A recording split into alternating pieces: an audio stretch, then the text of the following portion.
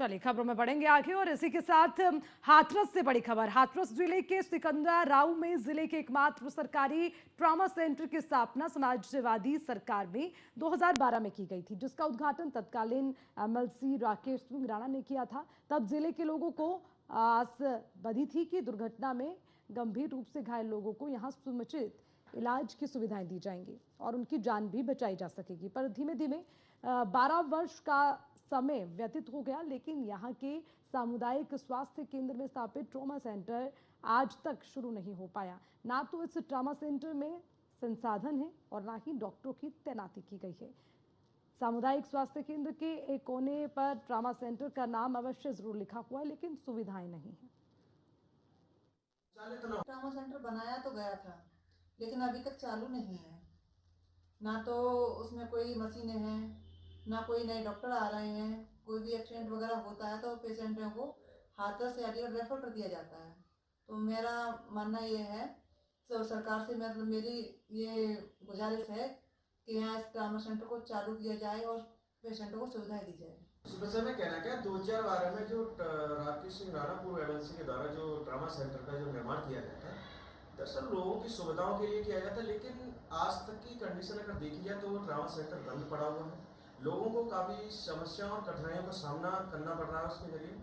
दरअसल कोई दुर्घटना अगर हो जाती है सिकंदराव क्षेत्र में, तो उसका संचालित न होने का कारण सबसे बड़ा यह है कि लोगों की इमरजेंसी में आपातकालीन स्थिति में मृत्यु भी हो रही है, मौत का सामना भी करना पड़ रहा है। दूसरा कुछ ऐसा सामना करना पड़ रहा है कि अलीगढ़ के लिए रेफर भी लोगों को जाना पड़ रहा है। तो बहुत ऐसी समस्या है जहाँ से लोगों को जूझना पड़ रहा है। तो मेरे अपने सरकार से यही अपील है और कि इससे ट्रॉमा सेंटर को सुचारू। आज हम मौजूद हैं हाथरस के सिकंदराव के ट्रॉमा सेंटर पर। इस ट्रॉमा सेंटर का निर्माण 2012 में एमएलसी राकेश सिंह राणा ने समाजवादी पार्टी के कार्यकाल में किया था। पिछले 12 वर्ष बीत चुके हैं, लेकिन ये ट्रॉमा सेंटर आज तक चालू नहीं है।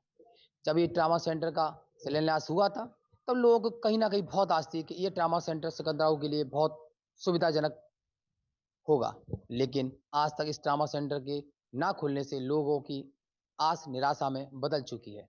कहीं ना कहीं सवाल होता है कि यदि करोड़ों रुपए की लागत लगाकर इस ट्रॉमा सेंटर का निर्माण किया गया, तो यह 12 वर्षों में आज तक चालू क्यों नहीं किया गया।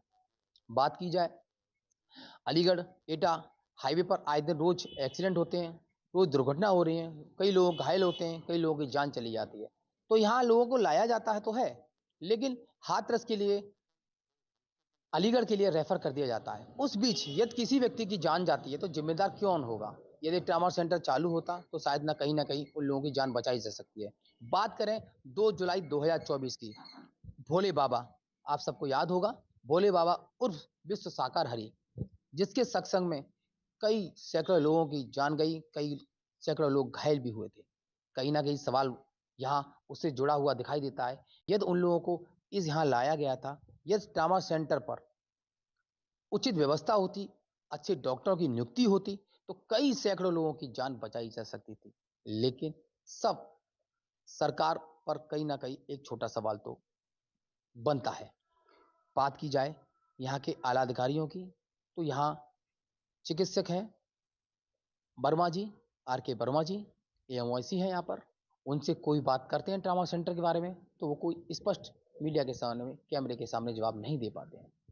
दूसरी बात की जाए तो कल हाल फिलहाल की मौजूदा स्थिति में देखा गया कि एक हाईवे पर एक टेम्पू पलट जाता है, उसको 1033 हाईवे की गाड़ी यहाँ लेके आती है, इस ट्रॉमा सेंटर पर लेके आती है। ट्रॉमा सेंटर ले आने के कारण 2 व्यक्तियों का तो उपचार किया जाता है। सीरियस केस में उस व्यक्ति को, महिला को यहाँ से अलीगढ़ के लिए रेफर किया जाता है। तो क्यों, क्या ये ट्रॉमा सेंटर कागजों में चालू है? और कागजों में चालू है तो प्रैक्टिकली क्यों नहीं चालू हुआ है?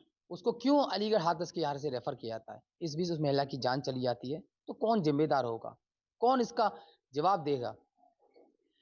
वहीं कई अधिकारियों के पूछताछ करने पर भी कोई भी अधिकारी स्पष्टीकरण नहीं दे पाता है। आज हम और इसी खबर पर ज्यादा जानकारी के साथ फोन लाइन पर गौरव हमारे साथ जुड़ गए हैं, उनसे अपडेट लेंगे। गौरव, आपसे जानना चाहेंगे, देखिए खामियां कई सारी हैं, समय भी बहुत बीत गया, लेकिन आखिर क्यों इस ओर ध्यान नहीं दिया जाता? जरा पूरा अपडेट इस पर।